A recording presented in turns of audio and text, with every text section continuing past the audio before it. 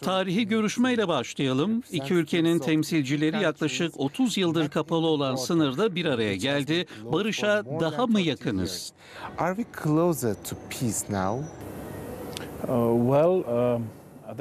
Bu her iki tarafa, hem Ermenistan'a hem de Türkiye'ye sormamız gereken bir soru.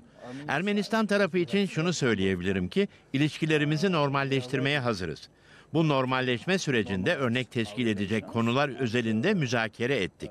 Bunlardan biri aylar önce kararlaştırılan ancak maalesef henüz uygulanmayan 3. ülke vatandaşlarına sınırın açılmasıydı. Ama ne yazık ki bu henüz uygulamaya geçmedi. Ermeni ve Türk tarafları yakın zamanda birkaç gün önce diplomatik pasaport sahipleri için vize zorunluluğunun kaldırılması konusunda anlaştılar.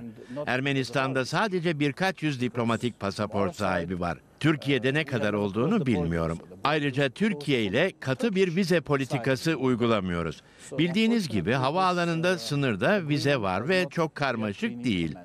Ama elbette bu anlaşmayı sembolik de olsa çok önemli bir adım olarak görüyorum. Խաղաղությունը, ինչպես ասացի, մի միջավայր է, որը զերծ է հակամարտություններից, միջպետական ազգամիջյան կոնֆլիկտներից։ Այս ճանապարհը հեշտ չէ։ Paşinyan'ın Ermenistan halkına en önemli vaadi barıştı. Bakü'yle bir barış anlaşması bu yılın sonuna kadar imzalanacak mı? Bu bir zaman çizelgesiyle ilgili değil. Bu süreç her iki tarafa da bağlı. Vurgulamak istediğim şey şu: eğer süreç ilerliyorsa er ya da geç belirli bir sonuca varılır. Մեր նպատակը մտածածն է, որ ոչ թե դուք ասեք վայ 50 մետր են կողմ Ադրբեջանը, ասեք վայ ինչ լավ է որ 50 մետր են կողմ Ադրբեջանը։ Մենք այդտեղ առևտուր կանենք, մենք այդտեղ տնտեսություն կկառուցենք, կարող է մի հատ անցակետել կառուցենք, ավտոներ գնան վճարեն Հայաստանի Հանրապետությանը։ Ermenistan Başbakanı'ndan yaptığınız alıntıda denilmek istenen, şu anki durumu değiştirmekten korkmamalıyız. Komşularımızdan korkmamalıyız. Eğer yan yana yaşıyorsak birbirimizle anlaşmak, birbirimizle konuşmak, her birimizin aklında ne olduğunu, ne gibi planlarımız olduğunu anlamak ve en azından çözülebilecek sorunları çözmek ve daha zor olanları da müzakere etmemiz gerek. Sayın Başbakan'ın bahsettiği şey buydu.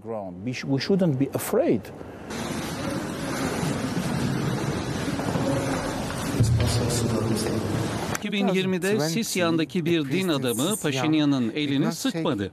Ve bugün de Başepiskopos Galstanyan muhalefete öncülük ediyor. Kilise neden Paşinyan'a karşı? Nikol Paşinyan, մենք չենք ուզում, որ քո քաղաքական թիմը բաժանվի եւ պառակտվի։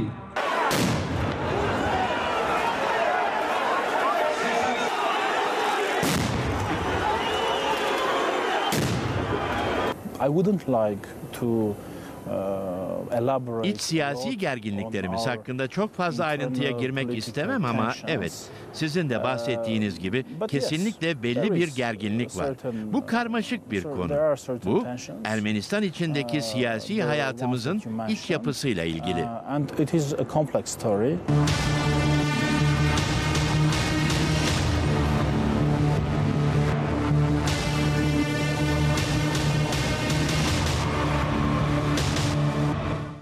Yıllardır Rus askerlerini Türkiye sınırında bulunduran Ermenistan, Amerika Birleşik Devletleri ile ilişkilerini yakınlaştırmaya başladı. İkinci kez ortak askeri tatbikat düzenlendi. Ermenistan Savunma Bakanlığı'nda da bir Amerikalı danışman olacak.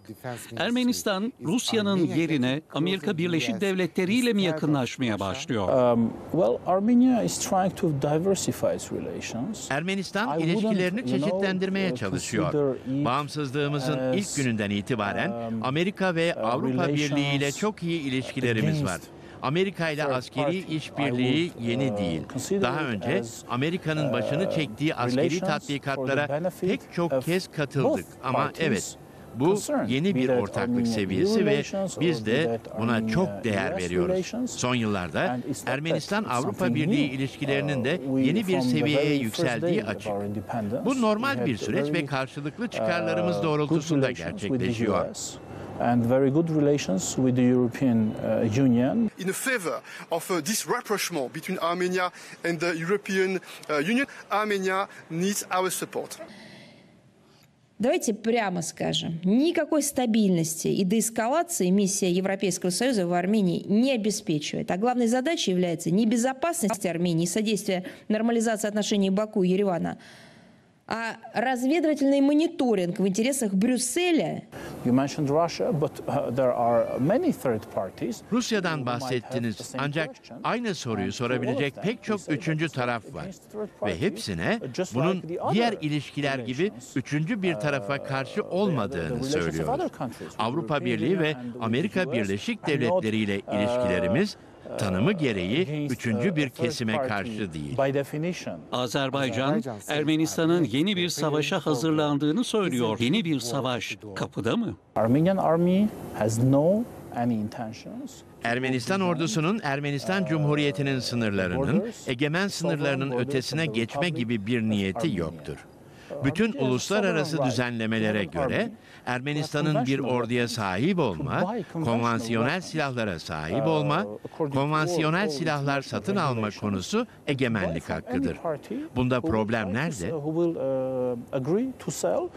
Ve son olarak Türk halkına mesajınız ne olur? My message to Turkish society is that we live here.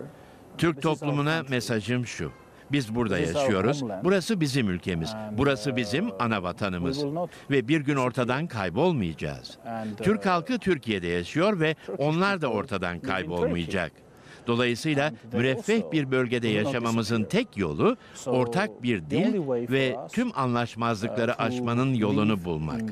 Fakat ne yazık ki küçük meselelerde bile hala sürdürülebilir çözümlere varamıyoruz. Endişe verici olan bu. Küçük meselelerde çözüm bulamazsak daha karmaşık meselelerde nasıl ilerleyeceğiz? Dolayısıyla benim mesajım her iki tarafında faydalanacağı ortak bir dil bulmaya çalışmak.